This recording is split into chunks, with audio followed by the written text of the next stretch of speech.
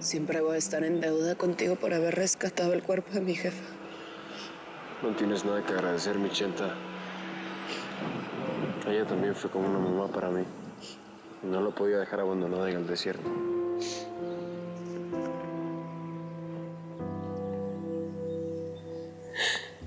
Chucho Casares va a pagar por todo lo que te hizo pasar a... Ahora tenemos que rescatar a tu hermano de esos narcos, Rosario. Eso puede ser muy peligroso, Vicente.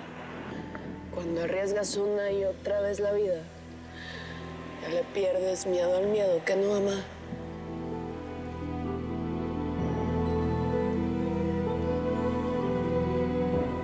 ¡Yo soy hija de Edelmira Rigores y de Vicente Acero! ¡Soy tu hermana, Salvador! ¡Yo soy!